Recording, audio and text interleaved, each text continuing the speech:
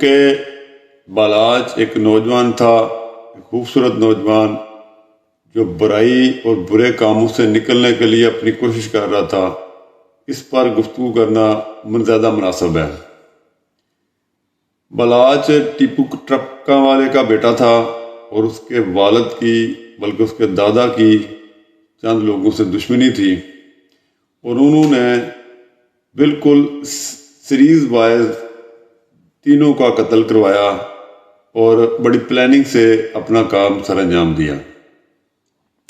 اس سلسلے میں اس وقت اس قتل کیس کے سلسلے میں کافی ساری انویسٹیگیشن ہو چکی ہے، ادارے میڈیا کے پریشر میں بہت ساری باتوں کو سامنے لے آئے ہیں اور مزید انشاءاللہ آگے آئیں گی، اور یہ ٹوٹلی ایک میڈیا کی جو ہے وہ پرسیپشن ہے، اور میڈیا کی وجہ سے ہی یہ سارا سلسلہ ہو رہا ہے۔ ادروائز جو اس قدر دشمنیوں والی لڑائی جھگڑوں میں لوگ مارے جاتے ہیں، ان کے سلسلے میں کوئی لمبی چوڑی باتیں نہیں ہوتی، اور ادھر بندہ مرا، ادھر نامزد لوگوں پہ پرچہ ہوا، اور تحقیق وغیرہ کے معاملات جو ہیں وہ بہت کم ہوتے ہیں، کیونکہ یہاں پہ میڈیا نے اس کیس کو بہت زیادہ ہائی لائٹ کر دیا، جس کی وجہ سے یہاں پہ اداروں کو اپنی ایفیشنسی اور اپنے کارکردگی دکھانی انتہائی ضروری ہوگی۔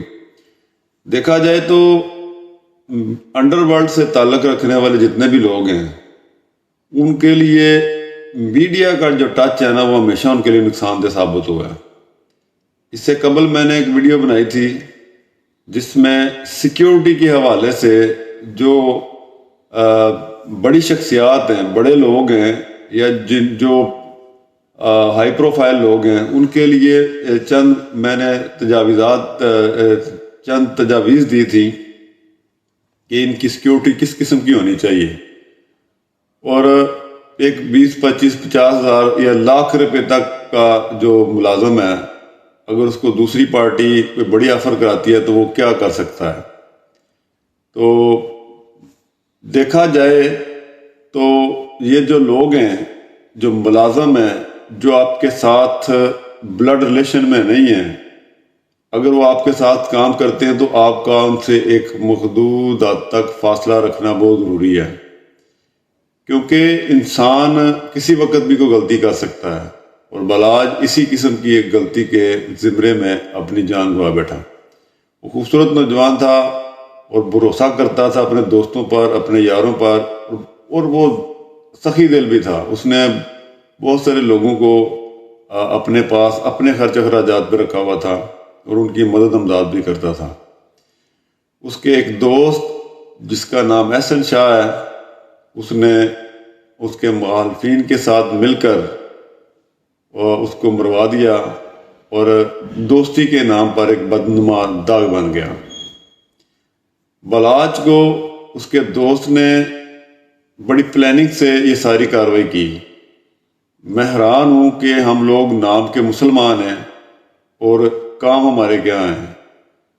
ایک شخص اپنے دوست کی ریکی کے لیے ایک پلاننگ کرتا ہے، اور وہ بیرون ملک چلا جاتا ہے۔ بیرون ملک جا کر عمرے کے دوران اپنے دوست کو فون کرتا ہے اور کہتا ہے کہ یہ دیکھو، میں مقدس مقامات پہ تمہیں زیارت کرا رہا ہوں، اور در حقیقت ایسی بات نہیں ہوتی۔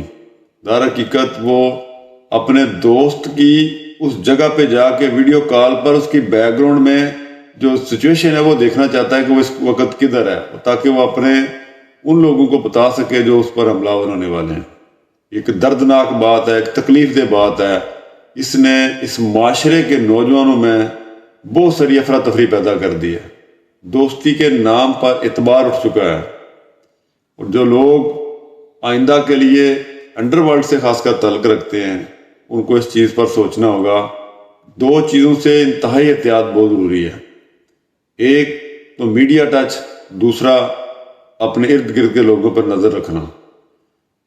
ہمیں اس چیز کی بھی خبر ملی ہے بہت سارے میڈیا کے حوالے سے کہ جس دن سے یہ معاملہ ہوا ہے اور احسن شاہ کا معاملہ سامنے آیا ہے، انڈر ورلڈ سے تعلق رکھنے والے بہت سارے لوگوں نے اپنی سکروٹنی کیا اور بہت سارے لوگوں کو اپنے سے دور کر دیا۔ اسی طرح ایک ویڈیو میں نے کچے کے جو ڈاکو ہیں ان کو بھی مشورہ دیا تھا کہ آپ یہ روزانہ جو بندے اغوا کر کے ان کی ویڈیو اور مختلف لوگوں کو فون کر کے ویڈیو پر پیسے منگاتے ہیں یا جو بدماشی کرتے ہیں، یہ آپ کی زیادہ دیر چلنے والی نہیں ہے۔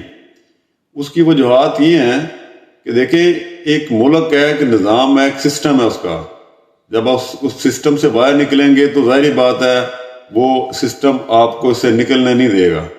اب ایک حد تک تو باغی ہو سکتے ہیں، ایک حد تک چور ڈاکو یا بدماشی کر سکتے ہیں، لیکن اس کے آگے نہیں جا سکتے۔ اس کے بعد حدود جب بڑھ جائیں گی تو بین الاقوامی پریشر بھی اس ملک پہ اداروں پہ آئے گا کہ آپ کے ملک میں یہ کیا ہو رہا ہے۔ لوگ سرے عام ویڈیوز پر ایک دوسرے کو دھمکیاں دے رہے ہیں، اور قانون نافذ کرنے والے اداروں کے لیے ضروری ہو جائے گا کہ وہ اس کا کوئی سدباب کریں۔ بالاج نے جو دھوکہ کھایا ہے یہ ایک بھیانک بات ہے۔ دوستی کے ہاتھوں دھوکہ کھانا بڑی مشکل بات ہے، اور بہت دور تک چلے گئے یہ معاملات۔ اب میں اپنی بات کرتا ہوں